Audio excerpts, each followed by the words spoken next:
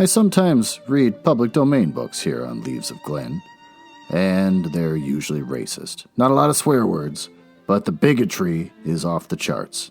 Almost everybody, even if you like the author, it's going to have something horrible. It's just the way it is. It was written a long time ago. They're all like that. Now, I've been including works from current independent authors, with their permission, and that is usually less racist, but sometimes has swearing.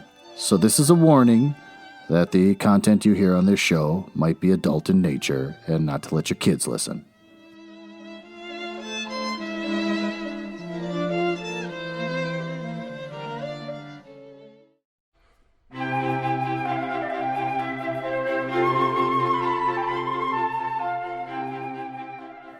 Oh, everyone needs a break sometime from the harsh realities of your day in and day out life. I've needed it lately.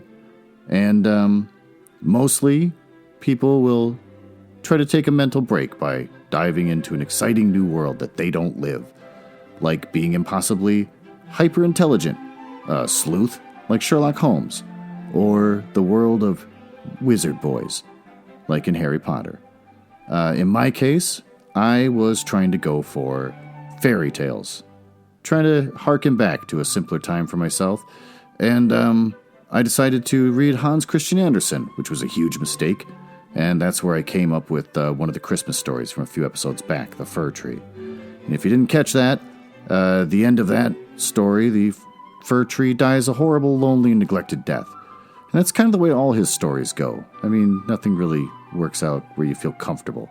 So, I dug around until I found a short collection of stories called Maven's Fractured Fairy Tales.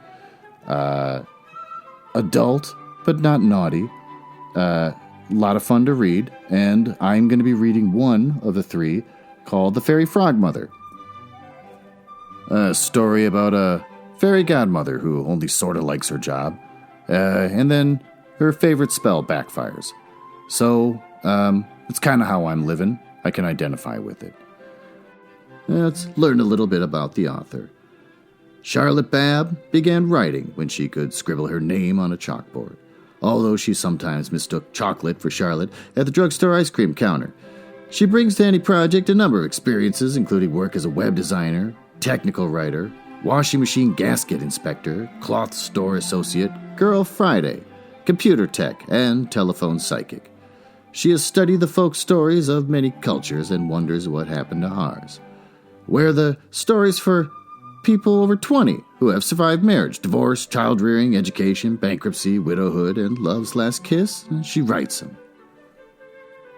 So you can learn more about her and see more of her works, her short stories and full novels, at charlottehenleybabb.com, which I'm not going to spell out here. But if you look in the show notes, I will have that, along with links directly to her books and other information.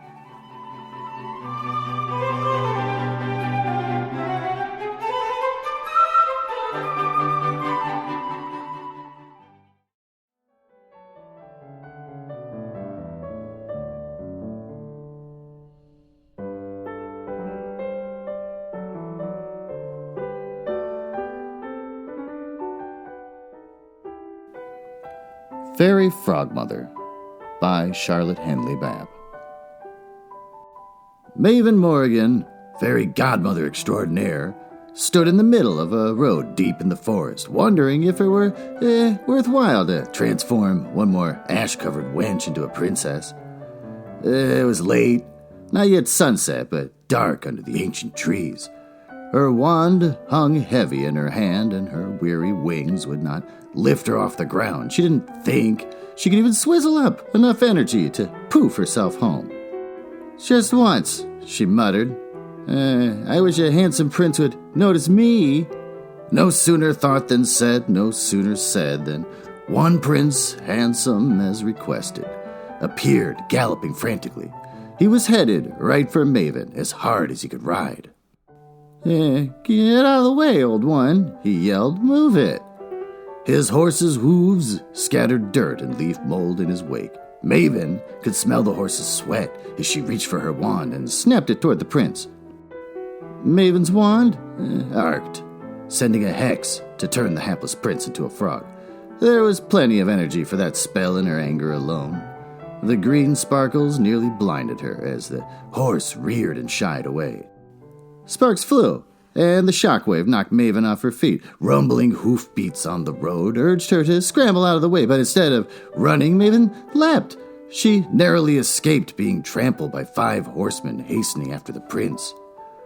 Her heart pounded for a few seconds before she realized how low she lay to the ground and how wet her skin was. Reaching up to feel her face, she saw her hand had become 4 webbed fingers on a pale green palm. She felt for her wings, which were still anchored behind her shoulder blades, but her gossamer dress had disappeared, as had her hair. Maven had turned herself into a frog. Croaking expletives, Maven searched for her wand. It lay miraculously unbroken in the roadway, now longer than her whole body. She grasped it with 8 tiny fingers, braced the handle against the dusty road, and swung with all her weight, mumbling the spell through her body-wide mouth. Magic showered down, but nothing happened. At least, she still had some magic. Maven dragged the wand out of the dust, which was fast drying on her skin. She could smell water only a few leaps away. She crawled through the leaf mold, learning that webbed feet were not designed for walking. Finally, reaching the creek, she plopped in to re-slime her skin. She needed backup. It wasn't going to be pretty, but she might as well face it now. A soggy Maven landed on the desk of Fiona, fairy godmother superior, who was scribbling arcane notes in their ledger. Fiona's silver hair was tarnished. Her wings trailed dusty cobwebs. Maven sympathized. How did Fiona manage to deal with magic disasters through the centuries? Fiona glanced up, glaring at the interruption without appointment. Her eyes met Maven's. Her mouth began to twitch. She snickered and then laughed until dust and cobwebs went flying. You have a taste of your own favorite spell, she said, wiping her tears. How many people have you turned into frogs this cycle? Maven dripped silently. Fiona pulled her crystal ball from her desk drawer and called up Maven's files. She giggled, the cackle of a crone with the snigger of a teenage girl who had finally gotten the best of a rival. This prince appears to wear a ward stone from the head of a frog. Your spell interacted with that one, and it was enforced by a covering counterspell. Someone wants him well protected. I don't suppose you know who he is or what he was. All I can remember is nearly being trampled. You wished him there. I have discussed your habit of speaking aloud before. Now, do you see what kinds of difficulty you can cause, even if you do not intend to grant yourself a wish? Do you see why it is not done? Sometimes the only correct answer is yes, ma'am. Fiona ran the scenario again, magnified in slow motion. I'd say this is the son of Taryn, a fairy godmother who crowned herself queen of a forest on the Lower East Side of Fairy. He looks to be the right age. You have conflicted with your predecessor. She disappeared when the castle of Niue was destroyed. Maven was glad to hear that it was at least one disaster was not blamed on her. Only Taryn can undo this spell. Her magic is as strong as yours is, and just as unconventional. I hope your gift for Blarney will help you there. Fiona consulted her ledger. You are slated for counseling on Fairy Godmother Burnout next cycle. Perhaps you can find Taryn and ask her to accompany you. Oh, yes, Maven simpered. I'll just hop into her keep and say, how about a makeover for me, Your Highness, and then we'll just meander on home for a little head shrinking after. I'm sure she'll be all for it, Maven sighed. She missed having eyebrows to glare under. Think for a moment, said Fiona. You might start with the prince and find out why he's running. In the meantime, you can grant any wishes which originate in frogdom. I can't grant wishes like this. I can barely lift my wand. You are not ill nor without magic, and you are on the payroll. Do your best, and I shall keep an eye on you. Before Maven could answer, Fiona poofed her back to the creek. More pressing matters grabbed Maven's attention. A large group of frogs converged on her. More frogs than she had ever seen. Green and yellow frogs, some with red eyes, some with spots, some with tattered webs on their feet, others swelling out their throats to belch their complaints. Big frogs, tiny frogs, even a toad or two, all hopping, leaping, crawling toward her, all angry and croaking loud enough to deafen a giant. Maven tried to remember if frogs ate each other, but found her amphibian lore sorely lacking. In a moment, she was surrounded.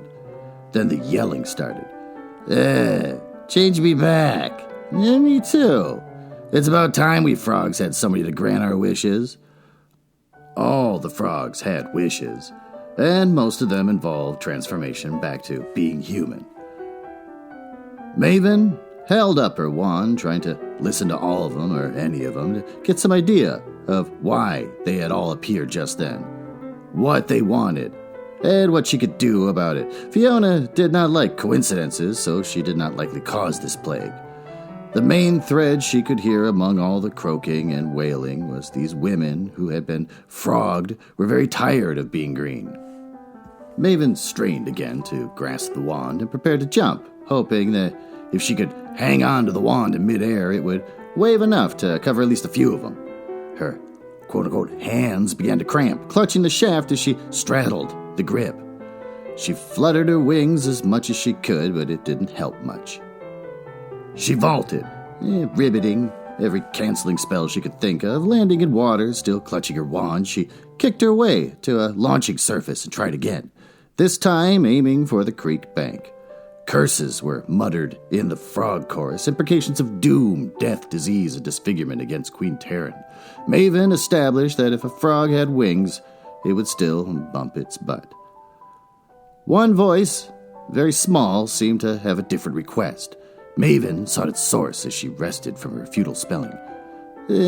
Please, will you help me? Asked a small frog with large emerald green eyes. Well, these frogs are real women, and they talk all the time about how wonderful it is to be human. I wish I were human. Can you make me human? Fiona had told her to answer requests. It's worth a try, little one. Maven bounded once more, croaking one more general spell of mutation from frog to human. Only one woman appeared, a long-legged siren with emerald eyes and long webbed fingers. Maven wove a dress from the mud on her skin. The frog chorus shut up, amazed at the success of the transformation. Maven cast another spell to keep them that way long enough to get some answers. You really are my fairy Frogmother, the woman said. You granted my wish. That's what I do, honey. What's your name? I am Midori. Do you think the prince would like me? What do you know about a prince? They, she waved a webbed hand at the pond, etc., have had to follow him ever since they got turned into frogs. They have to get something from him to go back to being women. Do you think you would like me? Maven saw the seed of an idea. You know how it is with magic, she said. You have to get him to love you, even when you're a frog. It might be best to find him first and then tell him the truth. Murmurs came from the bog as the silencing spell wore off. Her magic was slipping. Why can't you free us? She's just a frog. I'm a real princess. You are not. You're a dairy maid. Who ever heard of a fairy Frogmother? Ladies, calm you, Maven croaked. I've already tried all the spells I know. I can't undo someone else's magic. Maybe if you fill me in on this queen you're cursing and her prince, I can get her to change you back. The woods filled with the protesting croaks of dozens of desperate frogettes. But as the night faded into pre-dawn, Maven gathered the elements of a plan. Any female within 5 feet of Prince Erwin, only son to Queen Terran, became short, green, and slimy. Most of them were caught in the moat around the castle, which was surrounded by a magic desert. The queen evidently liked their singing. These woodland frogs, however, were mostly maidens who had ventured unknowingly or purposely too near the prince as he fled the queen's magic. Unfortunately, the frogettes were drawn to him like flies to roadkill. Even as they told Maven their stories, they hopped through the forest searching for him. At dawn, he was discovered sleeping on a bedroll covered with a cloak, his horse tethered nearby. He had doubled back into the forest to escape both his trackers and any unsuspecting village maidens. Maven hopped forward, telling Midori to stay hidden. She shushed the frogs, making the forest dawn suddenly quiet. The prince sat up, startled. He stared into the dark, seeing only dozens of pairs of bulging eyes. His escape was cut off by frogs on all sides. I hate frogs, he said mournfully. I know you can't help it, but please, just leave me alone. We'd love to, Your Highness, Maven said, but we need your assistance. That stone you wear causes all the havoc. If you could remove it? Only my mother can take it off, he said, or a woman who is not affected by the spell. He rubbed the sleep out of his eyes and studied Maven with her wand. And you cannot use your counter spells either, witch frog. But go ahead and try. Your magical folk are all stubborn, as I well know. In magic, the rules must be followed, but only to the letter. The worker sets her own intent. Maven pretended to try enchanting the prince, but instead laid a protection spell on Midori and glamour to hide her true form. Neither a sparkle nor a flash came from her wand. Can I go now? He got up and packed his small camp, jerking his bedroll from beneath the frogs that had climbed aboard. We can't stop you, Maven said, but Your Highness, I entreat you. Take me back to your mother and let me reason with her to free all these maidens. Might as well reason with a dragon for its hoard, the prince said. It is useless anyways. If I do not find a bride by sunset tomorrow, I never will. It is my 21st birthday. Heard magic dooms me at sunset to be your child forever, never to marry and never to be my own man. Maven motioned to Midori, who stepped forward, kneeling at the prince's feet. She said nothing, but gazed into his eyes. Erwin backed away. No, stop, you'll be... But Midori, of course, did not change. Maven expected a spark betwixt her magic shielding and his, but the strength of it surprised her, as did the other spark between the two. The prince took Midori's hand and brought her to her feet, only barely restraining himself from stealing a kiss.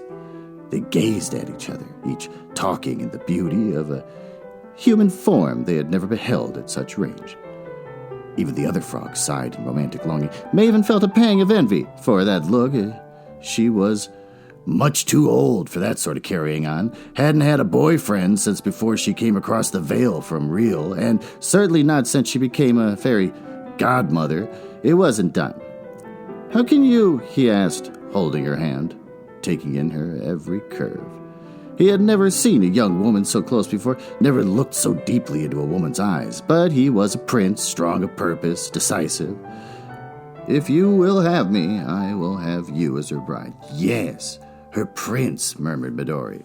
The early rays of dawn shone in her eyes. Maven croaked to get their attention. Perhaps we should go to your mother first, and then have the wedding, she suggested. For her sake, he said to her, I will take you to plead for these others. But only you, as I cannot abide these creatures. He glanced around, shuddering. He handed Midori a saddlebag, touching her hand for a long second. Make a safe place for the witch frog, for we must cross a great desert to reach her mother's castle. You must wear my cloak to shield you both from the sun. Midori lined the leather bag with the dripping moss from the creek bank while Maven concocted a spell to keep her cool inside the cloak. A steamed frog would not save the day. Erwin took Midori's hand, lifted it to his lips, and kissed her palm as he lifted her into the saddle. He didn't notice the thin webs between her fingers. To pledge her troth to you, I will give you the magic stone, Erwin said, but you must take it off. Leaning over, Midori kissed his cheek softly. She lifted the leather thong from around his neck and placed it around her neck. No, Maven cried from inside the bag. The magic! Too late. The stone glowed briefly, transferring the protecting spell to Midori and adding the prince to the amphibian multitude. The frogs cheered as Erwin shook his head and blinked, crawling away from the horse's hoof. My prince! Midori cried. She jumped down from the saddle and picked him up. Fairy Frogmother, help him! Let me out, Maven said. I can't work from in here. Maven put a short-term spell of calmness on the horse. Midori set her on the ground, and she tried to change her, went back to his manly self, but with no luck. He was as caught in the spell as Maven and the other frog women. Midori loaded Erwin and Maven in the bag and climbed back up on the horse. Not an easy task for a frog who has been a woman for only a couple hours, and of course she didn't know how to ride. Maven wondered if the horse had enough sense to just go home on his own. She listened to the horse's story, but he had never been to the Queen's kingdom.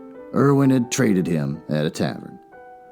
Rustling sounds came from the woods, and nearby a voice cried out, "There he is! Surround him, men!" The Queen's horseman had spotted a figure in the prince's cloak. Quickly, Maven mumbled a spell to disguise Midori. The horseman dashed to his side, scattering his green retinue. "You must return with us, your highness," said the captain of the riders, tired from the long chase. "Today you must face the Queen, with a bride or without." Midori said nothing, but the prince croaked from the bag, "I will return, but I am fatigued from this long journey and weak from the lack of sleep and food. Please lead my horse back home." "With my own hand, your highness," said the captain. The horseman cantered through the forest, leaving behind the group of frogs who were unable to keep up. The frogs croaked sadly in the distance until the horseman reached the broad meadows. Morning passed, and afternoon came before the men stopped to rest the horses and give them drink. Jolting and bruised, Maven, Erwin, and Midori sweated in silence. The captain of the horsemen brought Midori a canteen of water. She took it without a word and drained it, gulping the water almost in one swallow. She handed it back to the captain, who stared at her pale hand. Inside the saddlebag, Maven and Erwin wriggled into the moss, trying to stay wet. "Do you have a plan?" Erwin asked. He looked sadder than ever, his large eyes pale in the darkness. "She won't listen to reason." "If she wants her son back," Maven said, "she'll have to reverse the spell." At least, Maven hoped that was the case, and she hoped that Erwin would not hurt Midori when he realized what she was. When everyone had been given water, the Queen's men started out across the dry plain, barren of plants as far as the eye could see. It was not just a desert, for there is life in the desert. This was scourged land, rocks scraped dry of topsoil with no relief from the sun, no slight breeze or trickle of water. Magical wards protected the Queen's realm, fear-mongering illusions. How desperate Erwin must have been to face his own fears to escape. Maven listened to all the stories of the horsemen. They seemed to be under glamour as well, both to find Erwin and to return him to the Queen. They were afraid of their Queen, but too afraid not to return with their query. That kind of power overtook a lot of energy. Maven wondered how the Queen managed to channel it. Midori was not dealing well with the heat, although the spell under the cloak was helping. Fortunately, the Queen's wards had little effect, as Midori's frog-like mind had little imagination. Maven and Erwin weren't doing nearly as well. They were wet, but nearly parboiled as well. Erwin kept twitching, closing his eyes and muttering to himself. Images of snakes slithered through Maven's mind. She knew that some snakes ate frogs, but her familiar was a snake, and it had never offered to eat her. She decided to try imagining cool pools of shining water, dappled in shade and sunshine. The harder she worked at her imagery, the less afraid and more comfortable she became. That was her answer. Fear was the Queen's energy source. Fear, loathing, and any other emotion that being locked in a frog's body might engender. Power overfueled by the fear of the power, the oldest trick in the book. Maven hoped they would reach the castle well before sunset, as she had a lot of spellcasting to do and no room to do it. She explained to Erwin what he needed to do is to keep his wits about him. By the time they reached Queen Terran's castle, the setting sun sent shafts of golden light into the great hall from just above the treetops. Frog voices echoed as the party crossed the moat. Maven heard longing and sadness, anger and fear in the voices. Plenty of energy to keep the spells going. The party stopped.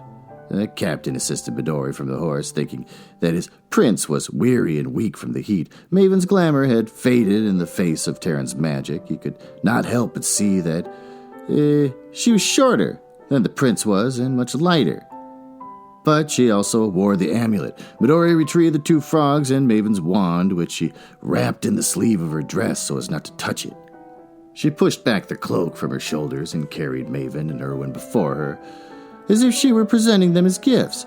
The Queen rushed out to meet her son. Her graying hair hung frizzy around her hollow and dark-eyed face. Her rich robes hung from her frame as if they had been worn for weeks. She froze in horror when she saw the amulet hanging from Midori's neck. I have found a bride, mother, Prince Erwin croaked. Having regained some composure, he hopped out of Midori's hand with a splat on the floor. Change your back. Who dares to transmute my magic? Terran's voice silenced the hall. The sun's light deepened to gold. Magic kept too long. Turns on itself, Maven said. You may have your son forever, as he is, or you may let him live as he is meant to live. But choose now, for this day seals the spell. No woman shall have him, the queen cried. She pulled her wand from the sleeve of her robe and sent the spell toward Midori. But as with Maven, it backlashed, shrinking her into amphibian fury. I am no woman, Midori said. She removed the stone and laid it at her feet. She motioned to Maven. See my true form? I am sorry, my prince. Maven removed her spell. They sat in the shadows of the sunset, red light making banners that floated ever higher on the walls. 4 frogs facing fate. Erwin edged closer to Midori. He looked into her eyes, still the same emerald shade, though much more prominent. I never liked frogs, he said, but now that I am one, I see how beautiful you are. He pulled himself up to his most regal stature. I pledged my troth to you, and if you will have her, prince or frog, I will marry you. Frogs need not marry, Midori peeped. I am yours. They embraced. The shadows climbed the walls as the sun began to set. What do you want, Queen Terran? Maven asked. Can you leave your son like this? Keep your illusion of youth? Set him and yourself free. Come back to your old life. You have lost me, mother. I will be myself, whatever you decide. The sun glowed through the window as it neared the horizon, the light becoming rosy red. Terran wobbled, first toward Erin and then toward Maven, her eyes twitching. Love is stronger than magic, Terran, Maven said. Love your son. Use the magic and set him free. Let him be happy. Terran crawled to the touchstone, trembling. It must be said in sunlight, she croaked. Help me. She took one side of the necklace, and Maven took the other. Nodding agreement, they leapt to the window casement. It was high, but they scrambled up the ledge. Holding the stone up between them, they chanted the spell in the last rays of the sun. Polychrome sparks flowed out of the stone, followed by screams and wails, shrieks of joy, and moans of disgust. Every frog maiden within 100 leagues was suddenly human and naked, wet again, scrambling to get out, get dry, and get away, and get dressed. Except Terran, Midori, and Maven. Prince Erwin scooped up Midori in his hand and looked deeply into her eyes once more. He kissed her, stroking her head and back with his forefinger. His mother and Maven spoke together to complete her transformation. Erwin did not release her, but held her close as she transformed, letting her slide from his hand to stand on her feet. The full moon rose as the sun set and the damp dew fell.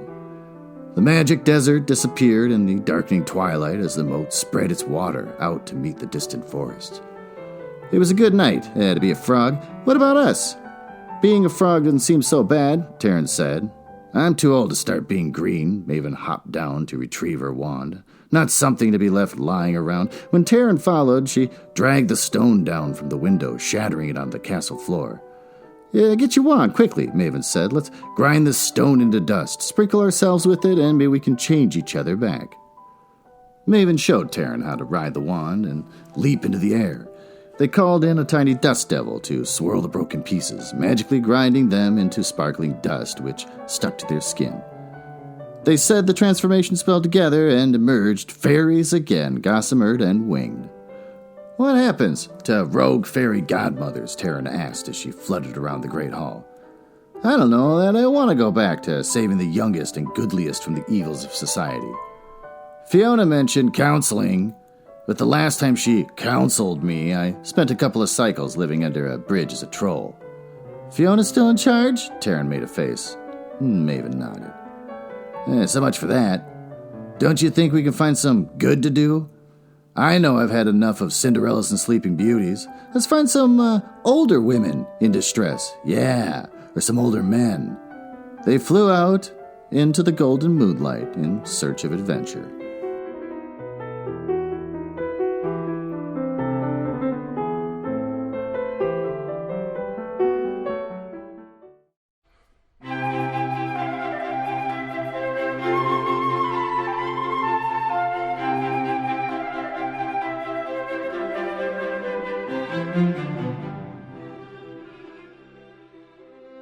Well, what do we learn?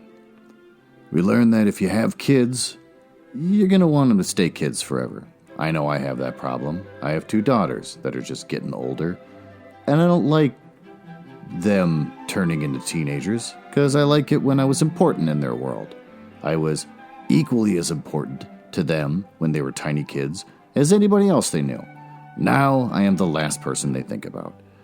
So can I identify with trying to keep your kid a kid, never get married, turn everyone else around them into frogs? I can identify with that. I get it. Is it right? No. Because what happens if I'm 70 years old and I still have this sort of child woman bugging me all the time when I'm just trying to watch Matlock? So I think we've learned a valuable lesson there. Let your kids grow up. Let them get married. It's fine. We also learned that fairy godmothers can get real lonely and want to kiss old men. So take that with you on this episode, and I will see you next week.